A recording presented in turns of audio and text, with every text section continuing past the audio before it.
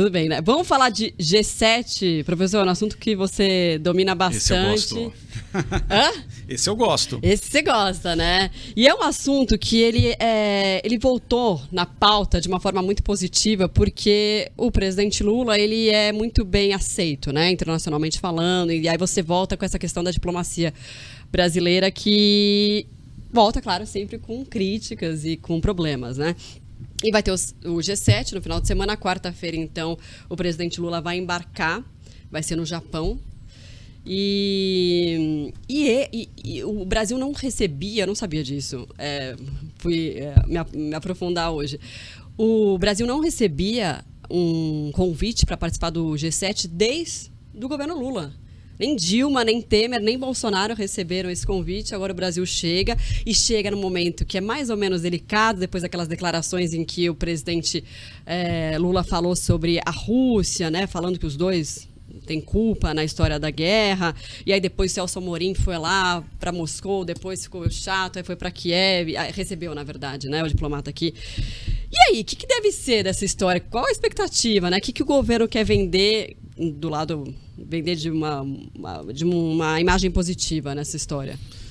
Bom, acho que a mensagem que está clara desde a eleição do Lula em outubro do ano passado é que o Brasil está de volta ao tabuleiro internacional. Sim. Bem ou mal. Quer dizer, isso traz custos. Inclusive o Lula é uma pessoa que gosta de falar e às vezes fala de improviso, e nem sempre esse improviso é bom internacionalmente.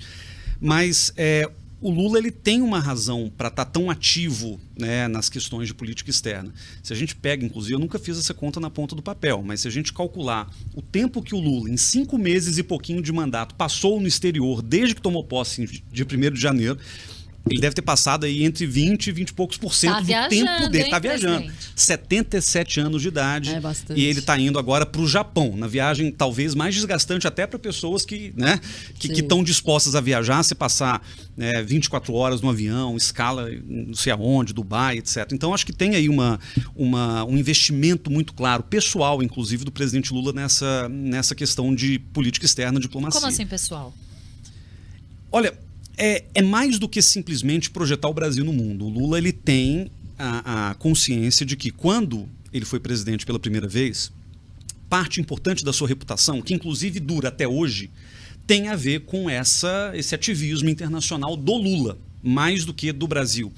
E foi o Lula realmente que anabolizou, se a gente puder colocar assim, foi ele que bombou a política externa brasileira num momento em que o Brasil tinha todas as condições, bom das commodities, etc., para estar no grande tabuleiro internacional. O fato de ter sido chamado agora para o G7 mostra que o mundo realmente trata o Lula como uma figura importante, relevante do ponto de vista internacional, inclusive em questões aparentemente distantes dos interesses diretos do Brasil, como a guerra da Ucrânia.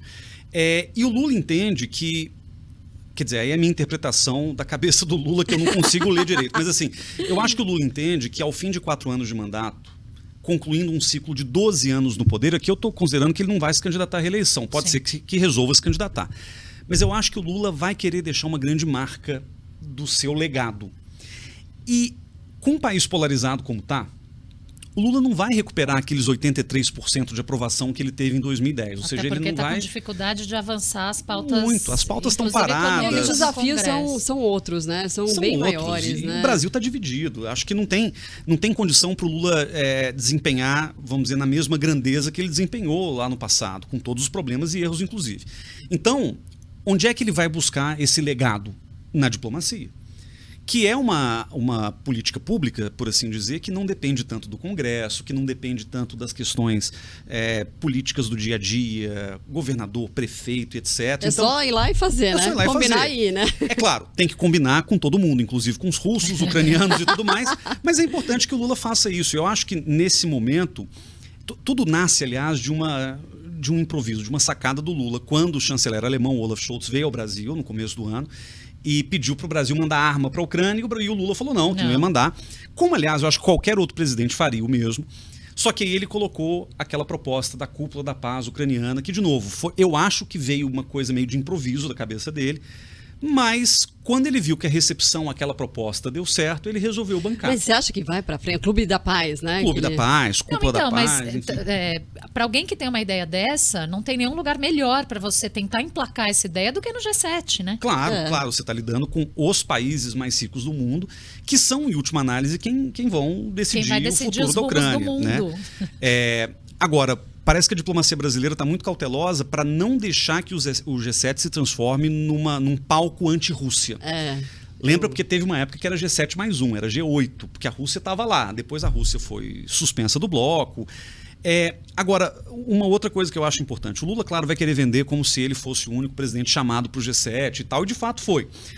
Agora, a gente tem que lembrar que logo que o Lula sai em 2010, estava começando um outro bloco que é o G20. O G20 que é mais amplo, tem Arábia Saudita, tem Turquia, tem países em desenvolvimento, a própria China e etc. E o Brasil é membro permanente do G20. O que acabou esvaziando a relevância de se chamar um presidente brasileiro para o G7, já que a discussão era feita também no G20. Então o Brasil não precisava participar dos dois. Agora parece que a coisa mudou de figura porque o G20, em função da questão russa, está esvaziado. A China quer uma coisa, a Rússia quer outra coisa, enfim. Então, o Lula está no G7 junto com, acho que, 3 ou 4 outros países. Dos BRICS, né? inclusive. O único dos BRICS. O único dos BRICS. Mas tem Coreia do Sul, tem Vietnã e etc. Eu acho que isso é muito relevante até para o Lula defender a sua posição, que já mudou, ainda bem, daquela posição meio, né, espalhafatosa do início, os dois têm culpa e etc. Acho que o Lula já conseguiu calibrar um pouco essa narrativa para não falar a mesma coisa. Ele está agora tentando equilibrar, mas tem até uma matéria na Folha que fala exatamente isso que você estava falando, porque parece que é exatamente isso, eles querem evitar que o discurso, a declaração final, porque, enfim, você pode falar muito melhor do que eu, tem uma ata final dos convidados junto com o G7, só do G7. E essa que tem os convidados, que é o Brasil, mas esses outros países também que participam, ele quer evitar que tenha tanto ataque à Rússia em relação a essa questão da guerra, né? É o que faz sentido. Se o Brasil quer mediar, ele não pode deixar... Ele tem que ser neutro, né? Ele tem que ser neutro. Ou pelo menos ter alguma distância vamos dizer, das condenações mais vocais e tal. Mas eu acho que o Brasil está indo no caminho certo. O Lula errou muito no começo. Eu acho que esse é um problema tanto do Lula quanto da própria dinâmica internacional, porque, veja, o Lula parou em Lisboa outro dia e o assunto base da pauta em Lisboa foi a Ucrânia, o que não tem nada a ver. O Brasil tinha milhões de assuntos para discutir. Inclusive com o presidente foi fazer lá, né? Exato. Que eram coisas importantes, relevantes. Sim, então assim, como está tudo muito voltado para a Ucrânia, o Lula agora acho que acertou o tom. Demorou Mas você acha que a ida do Celso Amorim a Kiev depois, né, do mal-estar todo, deu uma amenizada nessa situação? Deu, sem dúvida. Acho que foi importante. Claro, o próprio governo ucraniano insiste que querem que o Lula vá. E tem toda uma diplomacia, vamos dizer, pública da Ucrânia para mostrar, olha, aqui a gente tem os lugares onde houve massacres, aqui a gente tem a destruição, quero que vocês vejam com seus próprios olhos e tal.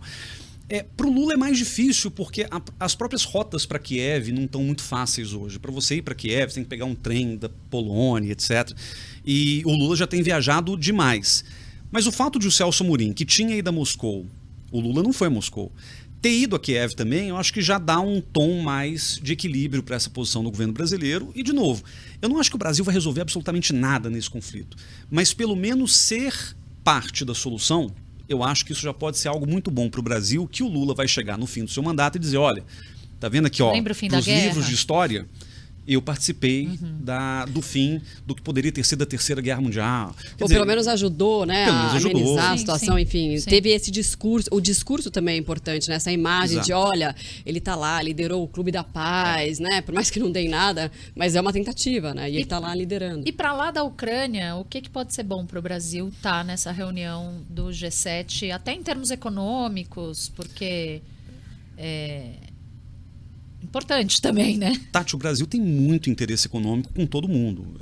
Essa, aliás, é uma das grandes questões que tornam o Brasil um país muito único em termos de política externa, porque a gente se dá bem com todo mundo. O Brasil é um dos 11 países do mundo, não sei se essa conta mudou, mas era, um dos 11 que tem relações com todos os outros 192 países do mundo. Então, isso é algo a se celebrar. Sim, que ótimo. E a questão não é só diplomática, mas também econômica, e o Brasil é um grande exportador, inclusive de produtos manufaturados, mais do que só soja, minério de ferro. Exporta manufatura, para o Japão, exporta manufatura para os Estados Unidos, sobretudo, exporta um pouco de manufatura para a Europa. Então está naquele grupo dos 7 países mais ricos do mundo e com algumas economias emergentes também. É uma oportunidade para o Brasil, inclusive, tirar um pouco do foco dessa discussão da Ucrânia e falar de assuntos que interessem diretamente ao Brasil. Parece que o presidente Lula vai se encontrar com o presidente da Indonésia, com o primeiro-ministro da Índia, que também está na reunião, e com mais um outro. Então isso é bom. É bom para o Brasil poder defender certas pautas que, inclusive, para a recuperação da economia no médio prazo, são fundamentais. Né? Uma das grandes críticas que a gente tem, eu não sou economista, então estou falando de orelhada, mas um dos grandes problemas que a gente viu no Brasil recente é que a gente criou uma dependência extrema do agronegócio. Mas há anos, né? Há anos. Isso veio piorando. Né? Hoje, mais da metade da pauta de exportação do Brasil é soja, carne, minério de ferro e etc. Então, acho que é importante para o Brasil até recuperar a sua capacidade industrial, e para isso ele vai precisar de ajuda e de cooperação tecnológica e comercial de países grandes. Sim. Então Lula está ali aproveitando o momento e veja, era uma viagem dispensável para um presidente, na idade que tem, sem etarismo, mas na idade que tem, um cara que já viajou para acho que 6 ou 7 países nos últimos poucos meses, um sujeito que tem problemas enormes para lidar dentro de casa, inclusive no Congresso. Então, nesse caso, eu acho que se essa viagem está sendo bancada pelo presidente Lula é porque ela deve trazer alguma coisa de bom para a economia brasileira. Tanto é que essa semana eles estão tentando correr contra o tempo para já tentar aprovar a primeira parte do arcabouço fiscal, né? Então, assim, teve reunião hoje de manhã e vai colocar na pauta amanhã. Algo que a gente abordou com a Fernanda Manhota hoje, comentarista do sua colega de FAAP. Foi minha orientanda de graduação. Nossa, eu acho ela maravilhosa. Que alegria. Ela é muito boa. Beijo, Fernanda. A gente ama. E ela chamou atenção muito bem para isso. O nosso ministro da Fazenda já esteve no Japão, que é o palco da reunião do G7. Então, assim, ele foi fazer o quê lá? Teoricamente não precisaria. Não é que não precisaria, mas talvez foi tratar, de fato, de negócios. Logo depois vem o presidente Lula, vai ter reunião com todos esses países e assim vai se amarrando negócios. E o Brasil tem uma posição muito bacana, que é a seguinte: o Brasil é a porta de entrada da América Latina, da América do Sul, sobretudo, em termos de negócio, investimentos, etc. Eu me lembro, por exemplo, quando Lula era presidente em 2010 ou 2009, que o Japão queria implementar aqui no Brasil o modelo de HDMI. Na época não tinha, não é HDMI, é de televisão digital. Tá. Né? HDMI é outra coisa. De televisão digital. Bom de tecnologia que nem eu. Pois é. É a entrada, o HDMI é a entrada. É o cabo, Guilherme. HDMI é o cabo. Mas é de TV digital. E para o Japão, foi um ótimo negócio começar essa parceria tecnológica de TV digital com o Brasil, porque o Brasil pode exportar esse modelo para países vizinhos. O Japão teria muito mais dificuldade de entrar um por um nesses países, enquanto a entrada que o Brasil permitiu, né, universalizou essa tecnologia japonesa para cá. Então, a gente tem que entender que o Brasil está numa posição que é o seguinte: a China está crescendo monstruosamente, os chineses estão dominando economicamente, inclusive a América do Sul, a América Latina, etc. Então, para o Japão, é fundamental recuperar um pouquinho dessa relação histórica que tem com o Brasil, que é migratória, que é econômica, que é de investimento. E nessas horas, ter uma disputa entre China e Japão por quem conquista o Brasil é bom. É bom para nós, a gente pode aproveitar essa situação. É um ponto. Até para atrair mais investimento, do tipo assim, olha, a China está falando que vai pagar uma ferrovia daqui e ali. O Japão não quer fazer outra, ou não quer dar mais, oferecer mais por essa. Quer dizer, qual é a sua oferta? Eu acho que tem uma questão da barganha que é muito importante para nós. E, professor, à medida que o Brasil, né, volta ao cenário internacional, tal, e o presidente fazendo viagens e participando mais dessa agenda como quase que uma rotina, né? Porque se for imaginar, né, que nem você falou, tantas viagens que foram feitas, tem algum reflexo disso para cá? Não, claro, tem econômico, né? Você vai negocia aqui, negocia ali lá. Mas assim, de imagem, do ponto de vista de imagem, sabe? De um governo forte, então o Congresso pode ser que ajude mais ou não? Com relação ao Congresso, acho que menos, porque o Congresso, em geral, não se envolve muito em Tá termos de preocupado com outras política externa, coisas. preocupado com outras coisas. Orçamento secreto, emenda A, emenda B. Então, acho que menos. Prioridades, né? CPI. Mas eu acho que, de alguma forma, um país bem posicionado internacionalmente é um país que tem mais capacidade de executar, por exemplo, a sua agenda econômica. Então, é claro que isso transborda para a agenda política, porque o Lula vai dizer, olha, o mundo está me apoiando. E aí o agronegócio, que historicamente é contra o Lula, ou tem as suas ressalvas com relação ao Lula, vai começar a olhar e falar, olha, acho que no ano que vem eu não vou chamar mais o Bolsonaro para o agroshow, vou chamar o ministro, etc., vou chamar o próprio Lula, dependendo. Então, assim, eu acho que tem jogadas para as quais a política externa é muito útil. Agora, é um governo que enfrenta problemas de muitas naturezas para dentro também. Então, eu fico me perguntando se daqui a 2 semanas, quando o Lula voltar do Japão, se essa estratégia de ficar viajando vários meses por ano, se ela é sustentável no longo prazo. Acho que vai ter um momento em que o presidente Lula vai ter que chegar, reunir com Arthur Lira, reunir com Rodrigo Pacheco e começar a negociar a sério essa pauta gigantesca que ele tem para aprovar.